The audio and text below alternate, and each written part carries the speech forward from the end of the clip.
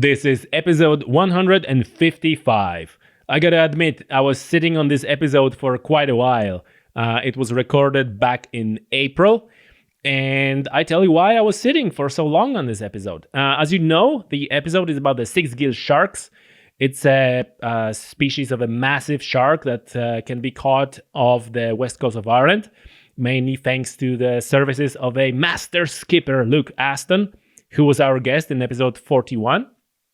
And to talk about Sixgill sharks, I dragged in again our friend Patrick Collins, Dr. Patrick Collins, marine biologist from Queen's University, Belfast, because I heard that he was doing some work on Sixgill sharks.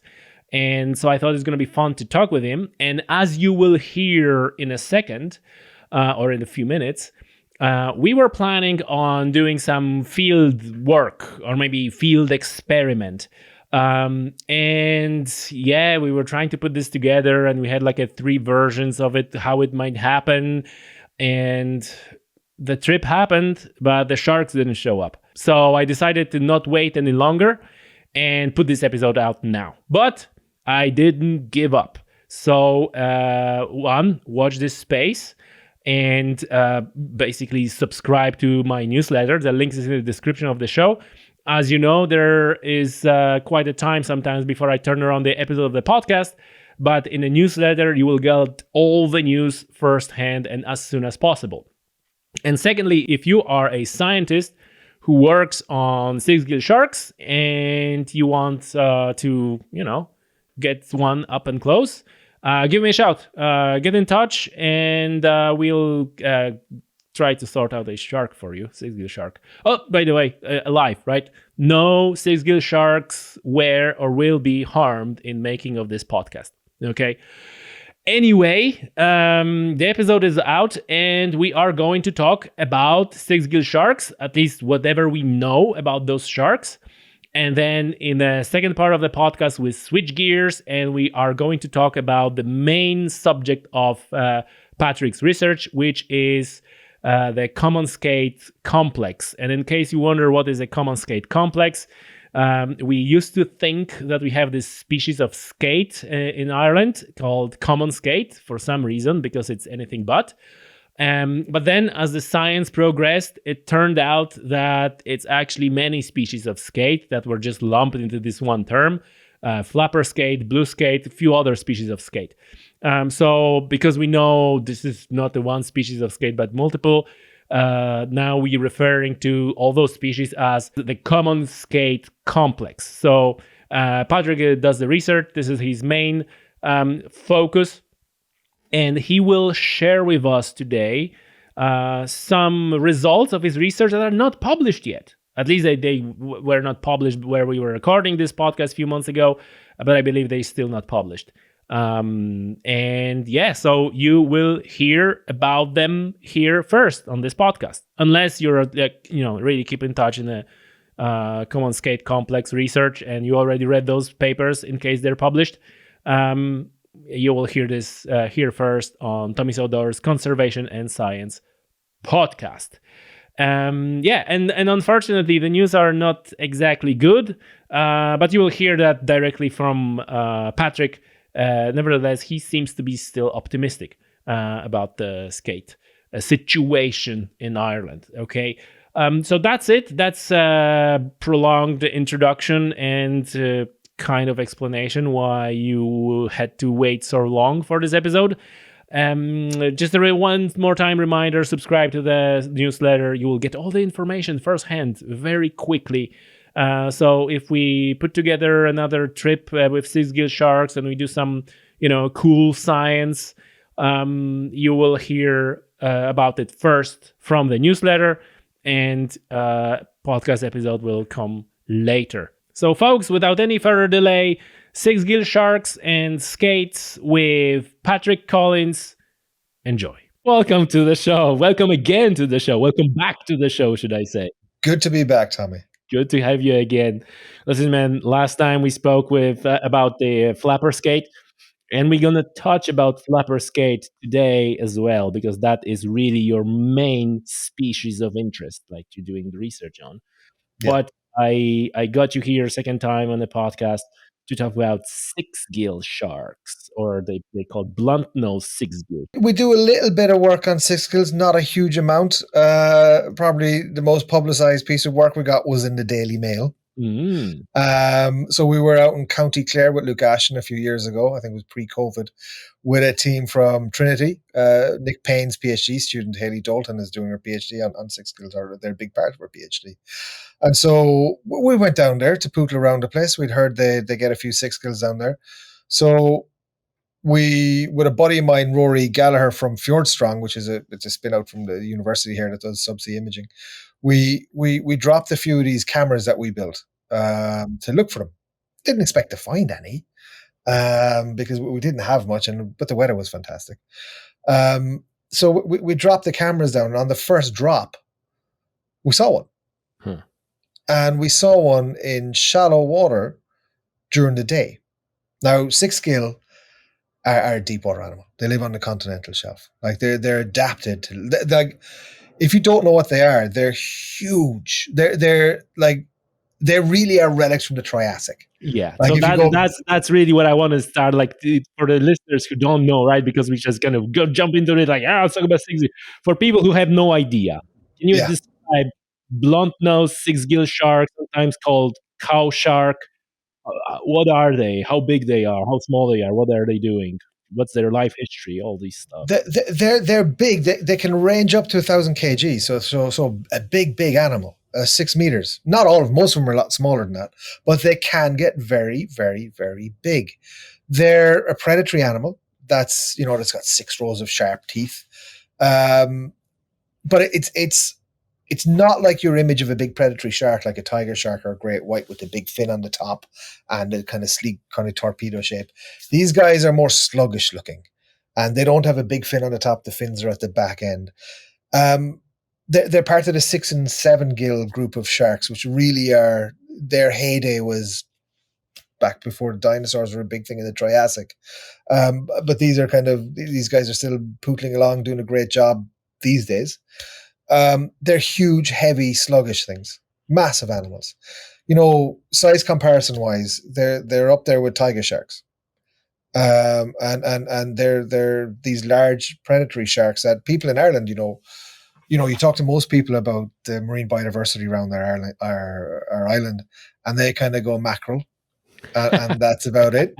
And they're not really aware about this huge diversity of sharks that we get. Sharks, skates, and rays in our waters.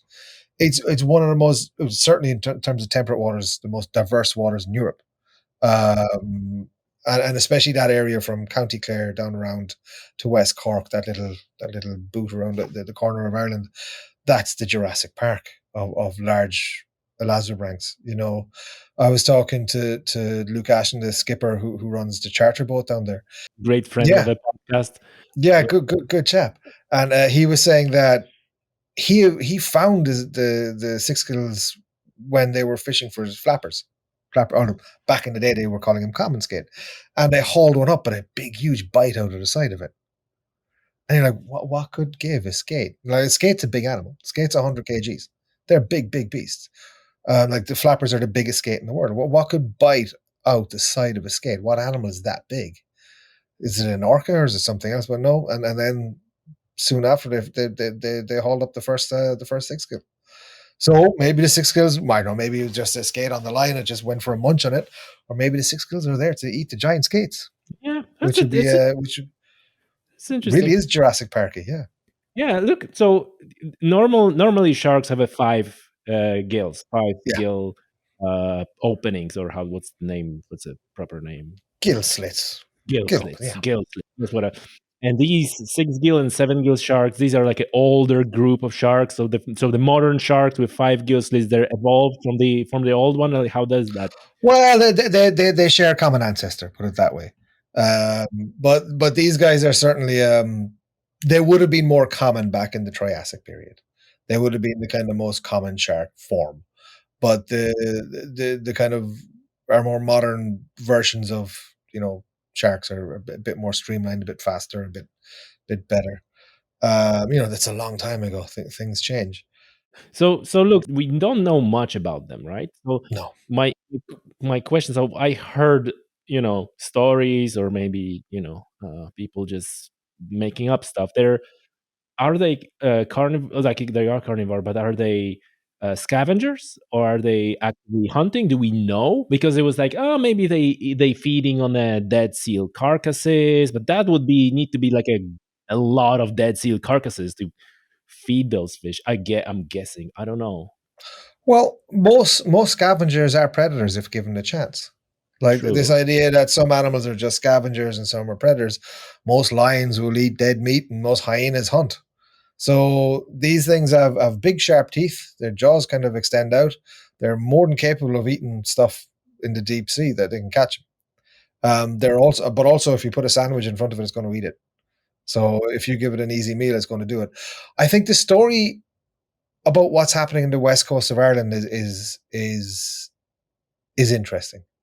Why are we getting them so close to shore in shallow water in daylight? What are they doing? Because these are an animal that are adapted to live in the deep sea. There are a handful of other sites in the world where you can get sixgills in this relatively shallow water as well, which is 30 60 meters. It's not, we're not talking about bathing depth, but relatively shallow water. Um, what are they doing now? We don't know. We don't know, to be the truth. But the working hypothesis is that it appears that a lot of the fish that are the records we have in the shallow water are females. They're big females, and it appears that the females, what we think, and this is pub conversation talk because we've no evidence for it yet. But what we think is that these are large pregnant females coming into the warm water to speed up the gestation of the pups. Oh, okay. Because remember, these are cold-blooded animals. And then they speed up the gestation. That means they can get the pups out of them quicker. And there's probably plenty of food there as well. Like when we drop the cameras down, that area is super rich and everything else. Like there's no shortage of food for them there. The other interesting thing is the pups seem to appear off. Is it the Rockall Bank, that area there, or is it? Yeah, I think it's the Rockall Bank in numbers. But I don't know, a mysterious animal, very very mysterious. Oh, so they're But like a juvenile, like a pups of sixgill we shark. do get popping, but offshore, far, far offshore. But we do, where we look at the groundfish survey data, we do see the pups aggregating in the porcupine bite out there. Wow, But this not is much more. We know very, like, we've got a handful of records. Got the few fish that Luke caught, a few other people caught, and we've got the little bit of camera work we did. We're looking to go back. Again, COVID kind of kicked us in the teeth a bit because we need to be out in boats and we need to be talking to people, and we can't do that if there's all the restrictions. So hopefully in the next year or two, we'll try and get out in some of the boats and have a look and see and poke them in the eye and see what we see. so they're what's it called, omni, like the term that they giving birth to the live pups. They're Yes. not lying. No, they don't lay eggs. No, they don't lay eggs. They give live birth. How so? Was that Luke who first discovered them, in air quotes? Like, oh my god, what's happened? No. People have known about them for a long time. Like if you look at the fishies records, there are records of them being caught off Cork and Kerry and Clare. But Luke had a lot of publicity because he landed one a few years ago, and he's had some success in doing it. And he does charter boats that can allow anglers to go out and target them. But no, they've been known. We've known about them for a while, and there's data about them as well from groundfish surveys and stuff like that. Okay, They're so not they're not a particularly rare animal. Like they're of a oh. huge distribution. They're found. Yeah, exactly. I was looking some years back on it is they're like across the world. They're everywhere. Yeah. New Zealand and so on. Yeah. From and as far as we know, they're all the same species. Yeah. But yeah, so they're Because there's this caveat that there might be, like a thing with stop. We're looking at a species of deep water skate at the moment, Bathiraja, the spiny tail skate, and Richardson skate. And there's one called Bathiraja richardsoni, and it's found in New Zealand, and it was found off the west coast of Ireland. And I was sitting here with Amy Garbutt, a postdoc in my group, and we were like, "Oh, this is odd. Mhm. This doesn't make sense. Why is it not found anywhere else? It's probably not the same thing." So we went back to the records and we looked at which one was named first. And it was the one in New Zealand was named first after a guy, Richardson, right? And so we looked at how did they name the one that's in the Atlantic? And it was in the 50s, and it was a series of letters. And they're like, I found a skate. This chap in England found a skate. He said, I found a skate, and it's got a white belly, and it looks like the one you found. Oh, that's, yeah, probably, it looks very similar. Well, let's call it the same thing. So there was no genetics back then. You couldn't travel really that easily to do this stuff, so they just lumped them as the same thing. But when we looked at it, and we got some genetic information from both, and we're working now with some museums in New Zealand and stuff to try and tease out, no, these aren't the same thing. These are completely different things. There's none in between. They don't even look that similar. They're not even closely related when you look at the genetics. So we've got a new species of really large skate off the west coast. Now we're working on it at the moment. Hopefully we'll get that written up and published in the next year or so, depending on time concerns. But it just shows you. We all kind of think that we know everything, that especially big animals and stuff in our backyard. But here we have a really rather large animal swimming around that we know about, and turns out to be we got it wrong all along. And we're only now realizing that that's not what we thought it was, which has implications for management, for fisheries and all that. Because if we suddenly realize that this animal isn't found in, if it's found in New Zealand and Ireland, then it's found everywhere in between as well, which suggests it's got a huge distribution. There's lots of them out there. If we realize then that no, they're just found off the North Atlantic and a different animal altogether is found around New Zealand, that means there's different implications for the exploitation of them. Like, you can't just go around fishing the hell out of them, because all of a sudden you realize they're all gone. And we do have there is a bit of a track record there of targeting these large skates, and next thing you know, they're all gone. So because they reproduce very slowly, and they're not particularly difficult to catch in nets, anyways. Well, these Richardsonites are quite deep. Let's be honest. No one's targeting them, to the best of my knowledge. They're But we have that conversation like on the previous episode. It was in 81, where like a lumpers and splitters, and it's like you just wonder, even if they're almost the same, very close genetically and so on. The other populations, like in New Zealand, you're not anyone to grab the big skate or big shark and bring them to Ireland and release here. Like once they're gone, then gone. I don't. But there's big issues with this. Like we see it with the flappers and the blues, the old common skate complex, that they're quite different animals. They're not, in terms of the genus Dipterus, they're not sister species at all. The blue skate is more closely related to the barn door skate in America, Canada. And the flapper skate we get, which is the largest in the world, is actually closely related to the long-nosed skate, which is found largely in the Mediterranean, but a bit outside of it as well. So they're not similar. They're related to each other, but they're not like sister taxa. Huh. Yeah. So you're saying that the same may turn up being the case in case of a Sixgill shark. Oh well, we don't know. We don't know. It is possibility. It is possibility. It's a possibility.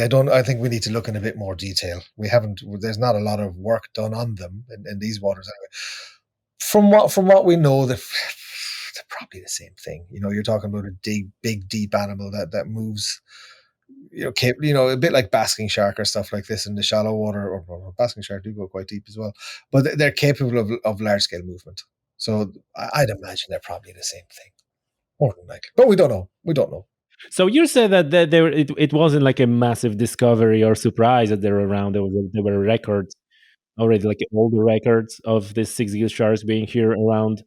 But I feel like after, like I said, Luke got a little bit of a publicity, through fishing forums and so on, and because that the one shark was landed.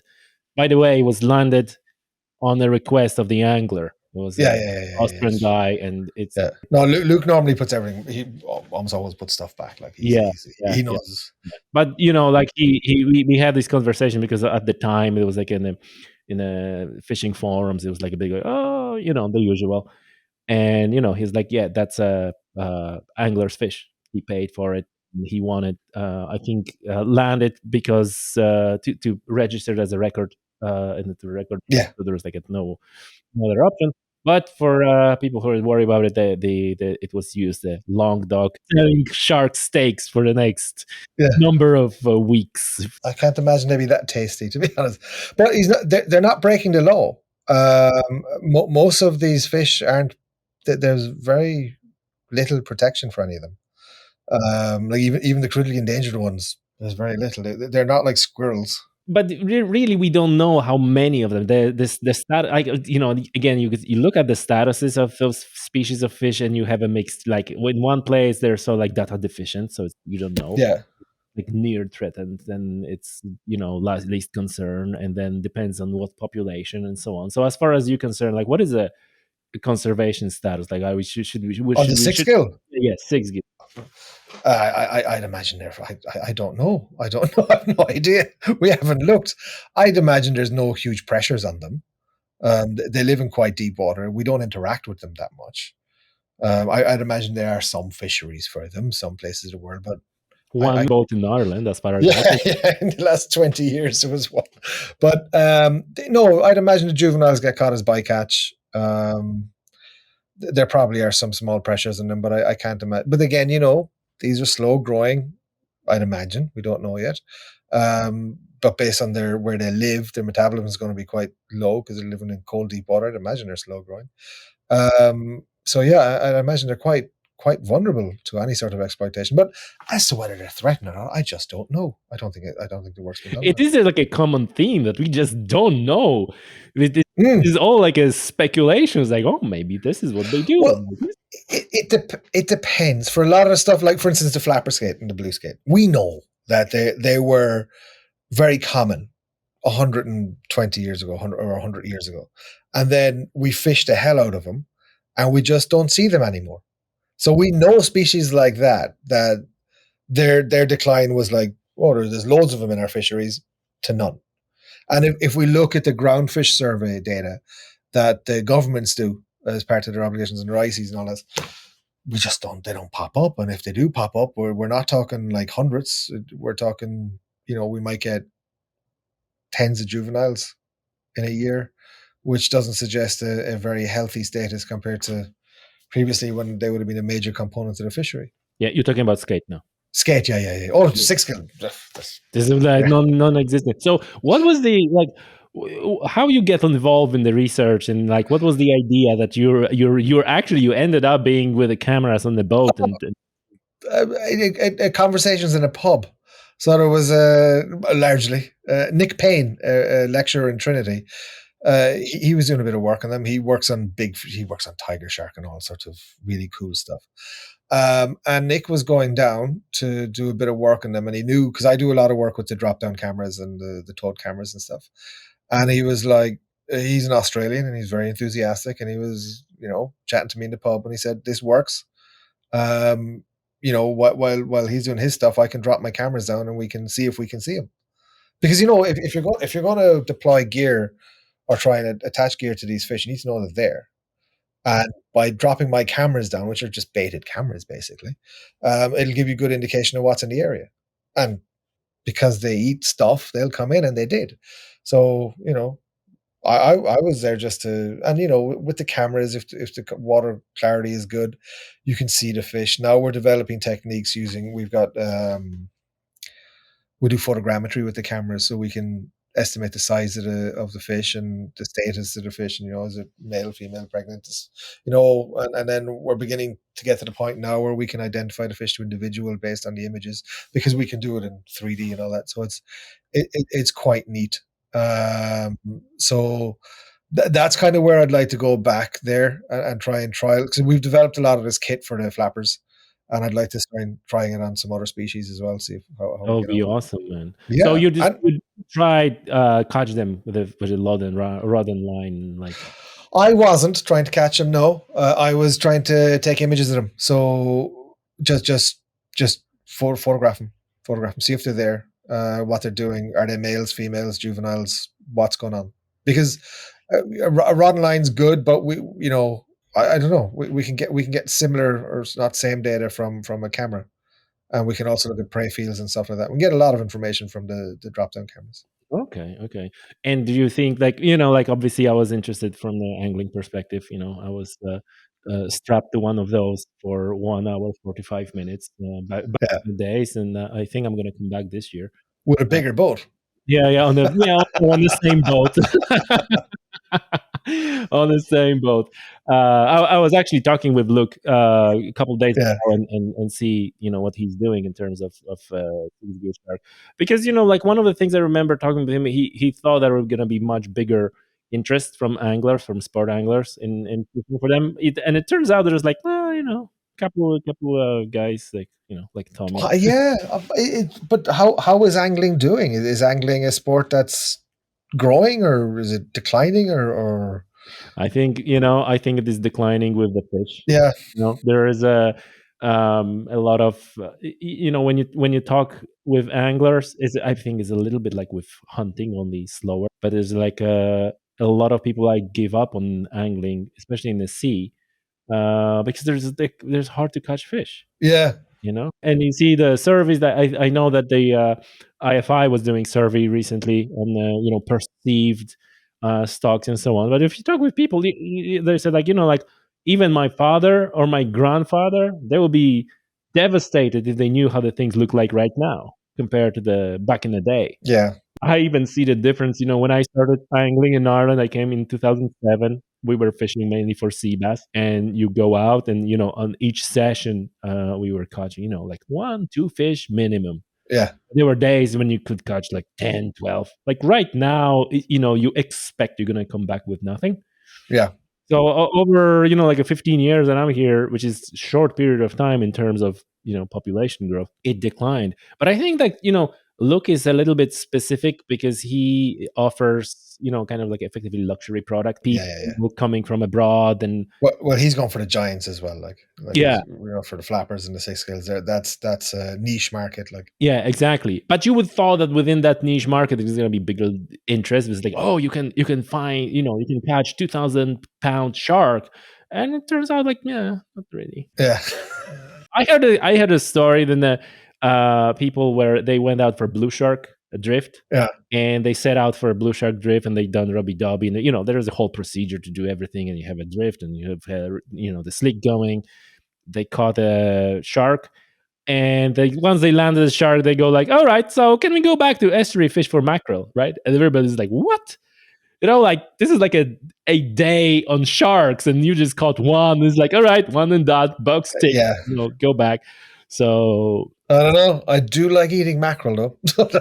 yeah, if I go angling, it's for mackerel and stuff. I have nothing against mackerel, Patrick, so is there any more research planned on the six-gill sharks, or like complete fringe, and like barely anyone is interested in the scientific world, the same like barely anyone is interested in the angling world with those sharks, which is probably good for six-gill sharks. Yeah, there's not a huge amount. I know Nick is interested in doing a bit more, and John Houghton up here is interested in doing a bit. Mm-hmm. Haley, obviously, Nick's PhD student, has been tipping away on them. Mm-hmm.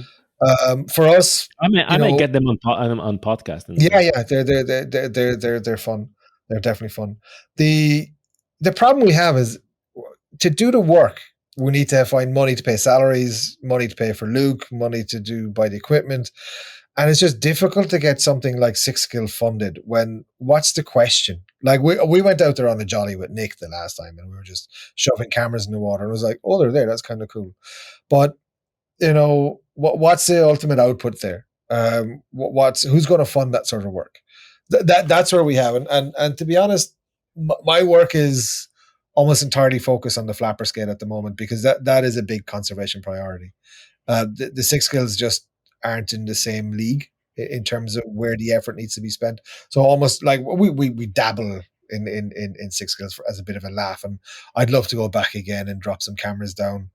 And we'd get some good stuff out of it, and we'd support some students, and we get some good research on it. But it's, we gotta our time. It's not infinite, and the time we do have, we try to spend as much as we can on the kind of species that need the work done, which will be the flappers and the blues and stuff like that. Yeah. Do you want to go with me on the end of April? I do. I can bring a drop camera down if you want. Oh, okay. We can do that. We can do that. Yeah. After we finish recording, we can set it up for that. Absolutely, yeah, that'd be a bit of fun. Folks, this is like something good is coming to Tommy's Outdoors YouTube channel. I got a feeling. One other thing about six-gill sharks, and I already can anticipate your answer, but I'm going to ask the question anyway. Do you feel like angling is a undue or unneeded pressure. So when you see a six-gill shark being caught, obviously they're not being boated, they're not being landed. They're just unhooked in the water. They're in the water, brought to the side of the boat, few photos, unhooked, released. But knowing that they're probably pregnant females, da da da. Do you have any problem with that? Do you think that we might, look closer into that, or do you not see any problem? Like, where are you from the scientific perspective? It's a difficult one. Hmm. If I say I'm against it, I'll get lynched. No, like, come on. There's, I, Look, there were so many people, even on this podcast, who are yeah. just like openly thinking like this is the worst thing ever. So Okay, let's look at it rationally. It's a fish. There's no real threats to them. They're not commercially caught in great numbers. Is it bad for that individual fish? Probably not going to have a great day. Is it bad for if it is pregnant, and we're not 100% sure they are, then it's certainly not very good for it. They do tend to abort fetuses and stuff when they're under that level of stress, or similar species, and we don't know for the Sixgill, but we don't know if they are pregnant. We need to. There's a buddy of mine, James Thorburn. I might see if I can drag him down as well. He made this little ultrasound, same as the one women use in the hospital, but we designed it to be waterproof, and you can use it on the sharks to look for little embryos. So if you are fishing for one and you catch one, bring it on side, we might rub an old ultrasound along the side of it, see what it looks like. Well, I have to talk to James about that, but it would be kind of cool. It would be kind of cool. But I don't know. I don't think it does anything good for the animal. yeah, for the individual, right? For the Obviously, individual, certainly not. Like, if you were caught with a hook in the face and yeah. dragged for half a mile, and Yeah, I think you're not going to enjoy that. I think there's no discussion here. I'm not going to even try to say like, But yeah. in terms of the outreach, because if people aren't aware of these things, then we don't care. And I think the anglers are a lobby that is ultimately has a vested interest in conserving these species, because they want to, same as the hunting lobby. The hunters don't go out to want to destroy everything. The vast majority of them, you do get the odd Egypts who are just, that. And I think it's the same with the anglers, especially the guys that target the bigger animals. They don't go out there to kill. They go out there for the experience and largely to see the animal. There's Hemingway wrote about this with the big fish. It's part of the human experience to do this, and it is. I can appreciate the thrill of it. So, in terms of raising awareness of the species, the plight of the species, or not, if it's the Sixgill, but just raising awareness that these sort of animals exist in our coastline, and that can raise a greater awareness both in the public and the politicians and the managers' eye about the diversity in our coastline. That's not a bad thing. They need to protect for marine. Well, if you don't know what's there, what are you protecting? And generally speaking, the people who know what there are those who interact with the environment most, and that's fishermen and anglers.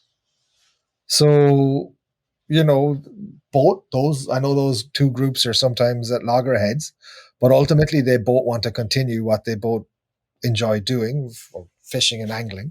And so they both have a vested interest in maintaining the health of the systems in which they're working. So, yeah, it's a tough one. It's a tough question. I think that I didn't expect this to be a tough question, but yeah, it could be. I think that on the conference, that's you who said that it's not like all you were talking about fishing, that all fishers are bad. Because, no, God, no, because no. I fish myself, like yeah. And you said I used to when I had time. Yeah, you said something that I even noted that they don't want to catch fish. They don't want to catch. If they're not targeting a fish, they really don't want to catch. This is the biker. Yeah. So they are as interested in getting tools and to not have a bycatch. Yeah, and we work with we're trying to get funding together to support the fishing industry so that they don't capture these animals. And there's a lot of good work being done by a lot of good people to reduce the bycapture of these species. The fishermen, it's worth nothing to them. The commercial boys, they don't want to catch these. Is there anything else about six-gill shark that you may share with us, but I didn't ask? They didn't even know. No. In terms of what we find in Ireland, just the fact that we get these animals in shallow water, in daylight, in Ireland, that appear to be big females, there's something cool going on there. There's something really interesting going on there. And I think hopefully in the next few years, the team of researchers on this island from Queen's and Trinity and UCD and Cork and all these fantastic researchers, hopefully we can get some money together from the bottom of leftover pots of cash, because it's an awesome species to work with, and we can begin to kind of work out what's going on with them and get some nice bits of research out of it. Because, they're huge predatory sharks living in our backyard, right beside busy bathing beaches. Oh, don't say that. Don't say that, because there's going to be like some bright spark who goes like, oh, we need to kill them all because they're eating babies. Well, yes, you're swimming down at 60 meters. Yeah. Okay. Well, okay. I heard that we shouldn't introduce lynx into UK because the babies will be and kids will be killed by lynx. So. So I can entirely see the headlines of Sixgill sharks terrorizing. I don't think there's any danger. There's no danger from Sixgill sharks to anyone. They're unless you jump on him once it's on the side of a boat. Unless you dress as a giant seal and sank yourself into deep water, covered in sausages. You dress yourself as a dead sea shark. Oh man, this is good. Listen, before I let you go, I want to switch gears and talk about a little bit on your main research, which is skate. Yes. Since the last time we spoke about skate in 2020, what happened since then? Was there any like if you can give us like a brief update on? Okay, quite a bit. So we were running this European Interreg project called Sea Monitor since then, and that just came to an end. That you were at the meeting in Derry. There is a blog on my website for people interested. So that had a couple of big components to it relating to skate. One was tracking. So we put these little acoustic trackers on the skate, and then we've a bunch of arrays, one in Clew Bay, one in the Maidens, a very big one in Scotland. And then there's bigger arrays aligning from Ireland over to Scotland as well. And so we could track the movement of skate. Now, the idea beforehand was that skate were quite sedentary, that they don't move that much and they stick to one area. And to a point they do. But we also, from these studies, kind of highlighted that they're also incredibly mobile and can travel hundreds and hundreds. Like we were seeing skate moving from effectively the north coast of Ireland up as far as Orkney. We're seeing skate that are moving from the MPA in Scotland all the way down to the west coast of Ireland. So that was an interesting discovery, that they're far more mobile than we thought. We're doing the population genetics on them as well. We're still working our way through that. So we'll have more to report. Hopefully I'll be back to report on that in a few months with you. But it's not great. It's not great. They're not doing very well. Are they doing worse than you thought or than we thought? I think so. Yeah, I think so. I think what unfortunately I think what we seem to be observing is the same skate being caught different areas and being counted twice or three times. How did you figure that out? Oh, genetics. We got some, and then we caught them again, or we tags on them as well. And there's all sorts of different techniques. But yeah, the tags is obvious, but then with the tag, you wouldn't think that this is different fish in the first place, right? Yeah. Well, the tags fall off as well. They can tend to fall off. But it's what else we find. We also, like, a lot of the stuff isn't published yet. We're because the projects are coming to an end. So yeah, I could talk about some of it. Like it'll all be published soon, folks. You're gonna hear this on this podcast first, right? So, go ahead. The age of sexual maturation is a lot older than we thought. That's not the good news. And not good news at all. And because remember we talked earlier about the fact that the taxonomic uncertainty, that the common skate complex was basically a mishmash of a whole bunch of different species, largely blues and flappers, but could include anything really. And so when they were estimating the age of sexual maturation with them, they used a vertebrae. Okay, and you age a vertebrae a bit like an otolith for a bony fish, or like a tree ring, basically. And the work done in the 70s and 80s suggested they reached sexual maturation at 9 or 10, which is late for a fish. And that's why they were like, oh, these guys can't really take much fishing pressure because their ability to recover from it is quite low. We now think that it's almost double that. That they're taking 15 to 20 years to reach sexual maturation, the females. And the eggs can take 18 months plus to hatch. So we still have a bit more gaps to fill in there, but these are just provisional results. It's not great. It's not great. So in many ways, their kind of life history is more similar to a sea turtle than a mackerel. And there's more stuff. Yeah, we're doing quite a bit. But is the population still declining? We don't know. Certainly not growing.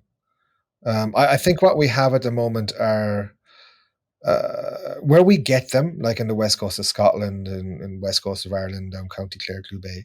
We've got nice refugia for them because the adults tend to live in shallow water in the coastal areas, and they're probably okay, other than being annoyed by the odd angler now and again. Doesn't do much harm, and there's no evidence that seems to do much damage to them, as long as they're, if they're handled with care. You don't gaff them through the eye or anything like that. Or just don't gaff them. The Scots seem to capture the same fish. We've no evidence to suggest angling has any massive impact on them. We don't know what the effect on the eggs is. And you don't saying that only because you're on a podcast where a lot of anglers are listening to it. Oh, I'll say something completely different in the pub. But no, there's no evidence. And look, we work very closely with anglers. We have to. It's the only place where we can get a lot of information and knowledge about the species from the angling community. And we work a lot with the fisheries as well. It's the only place we can get a lot of dead ones to actually do a lot of our work with. So, our understanding of the species has changed massively in the last 4 or 5 years. It's not as... I think we can't be lackadaisical about the conservation of these animals. I think we really have to be a bit more proactive. There's a lot to do. There's certainly bottlenecks. The major bottlenecks are, look, where we get the adults, we get the adults. They're long-lived, and they do move in these corridors, and they do tend to be found in these same areas. The juveniles tend to aggregate offshore. So the eggs, maybe 18 months for the eggs to hatch, juveniles then swim into deeper water. You kind of go, why? Well, if the adults, if you know an adult skate, it's got sharp teeth and they eat fish. So if you're a baby small, and they eat other skate as well, like thornbacks, they eat everything basically that's smaller than them. So if you're a juvenile, there's what's known as niche separation. The juveniles occupy a different niche to the adults, so there's no competition. So they move into deeper water offshore, apparently. That's what our data is beginning to suggest. And they can spend anything up to 20 years maturing in deep water, and then they come back in and they find a space to live. This explains, why we don't see any great structuring in the populations of skate. They're not like salmon, where you get every little embayment of their own thing. There seems to be fairly one population of them. They're nicely mixed, which is good. That's so you maintain the diversity there. But it doesn't suggest there's a huge amount of them out there. And the big pressure point for them appears to be the juveniles offshore. They're just getting nailed by commercial boats, as bycatch, and they don't something like a dogfish. You catch a dogfish in a net, and if you throw it back early, it'll be fine. Most of them will survive. There'll be a decent survival rate. And for most of the smaller rajas, like your cuckoos and your blondes and your small eyes and your thornies, they tend to do okay as well. With the flappers, no, they're so delicate. You gotta remember that they're actually just had one of my students knocking on the door. He's working on this at the moment. They're higher up the food chain, the flappers. So other than gray seals and orcas and sixgills, not a lot eats them. So they don't have the kind of defense mechanisms that other species have. They don't have the thick skins or the dermal denticles that they have. So their skin's very delicate. So you put them in a net, they're squished. Ooh. So we've just got some nice provisional results out on that are a bit worrying as well. Yeah, it's not good. Not good if you're a flapper skate. It's not rosy. But what we're doing is identifying that these are issues, and then once we've kind of worked out where the big bottlenecks are, we can begin to address them.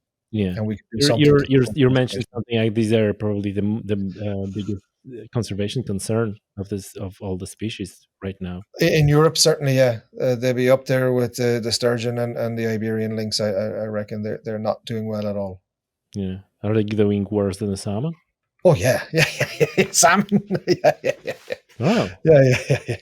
because come to hear like only doom and gloom about the salmon, but it turns out that there are like so awesome species like flapper skate that are doing way worse than you wouldn't think. Because their life history is, well, it is complex. I was about to say something stupid, right? Their life history is complex because they migrated. Well, the difference with the salmon and the skate is that the skate we know very little about, very little, and our knowledge base of them is very recent.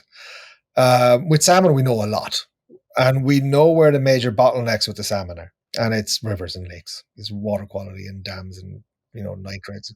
I heard that I thought that the biggest problem is whatever is happening at sea with salmon. That the return rates, they used to be 30%, and now they're single figures, so they're not coming back. That's. I don't know. Maybe I misinterpreted what was being said at the meeting last week, but okay. I could be wrong. I'm not an expert on salmon. Okay, but cool. I'd imagine we cut it out just in case. Yeah. Anyway, any angry people coming back at you, though, Yeah. Maybe edit that. yeah. That's what I did.